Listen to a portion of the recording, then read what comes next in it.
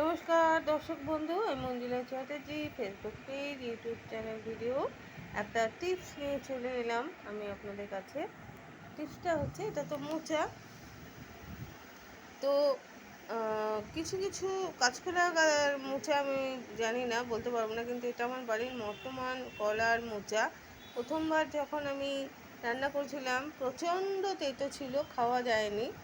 কলাতে প্রচুর পরিমাণে আয়রন থাকে বলে কলাটা একটুখানি রাখলেই কালো হয়ে যায়। আয়রনের কারণে রক্তাল্পতা থাকলে কলা মোচা খাওয়া বা থোড় খাওয়া খেলে সেটা ঠিক হয়ে যায়।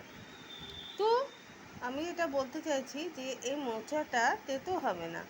মোচাটাকে আপনারা ছাড়িয়ে নেবেন, প্রথমে ছাড়িয়ে এরকম হাওয়ার মধ্যে রেখে দেবেন, জল কোনো কিছু দেবেন না। দেখবেন এর যে একটা কষ থাকে, এ দেখুন আমি ছাড়িয়েছি, কোনো হাতে তেল আমি কিচ্ছু দিইনি, আর আমার হাতটা চিটচিটেও হয়নি। তো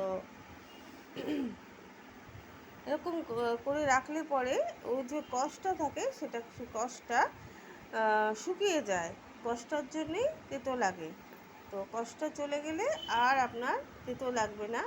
একটা এরকম মুখে দিয়ে একটু কেটে দেখবেন, তেতো লাগবে না। তাহলেই দেখবেন মোচাটা রান্না করে খেতে ভালো লাগবে। আর মোচা মানে যারা জানেন না ছাড়াতে, তাদের বলে দিচ্ছি, মাঝখানে এরকম একটা থাকে, এইটাকে বাদ দিয়ে দেবেন, আর এইটাকে বাদ দিয়ে দেবেন। এই দুটো জিনিস বাদ দিয়ে দিলেই মোচা রান্না করা যায়। এবং এবারে মোচাটাকে কুচি কুচি করে কাটতে হবে। তো টিপসটা দিয়ে দিলাম যে মানে মোচাটা ছাড়িয়ে সারাটা দিন কিন্তু জল ফল কিচ্ছু দেবেন না। মোচাটা এইভাবেই রেখে দেবেন ছাড়িয়ে।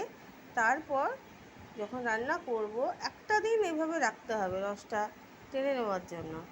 যখন রান্না করব তখন আমরা তার আগে ভালো করে ধুয়ে, হলুদ এবং নুন দিয়ে ভালো করে ধুয়ে তারপরে রান্না করব।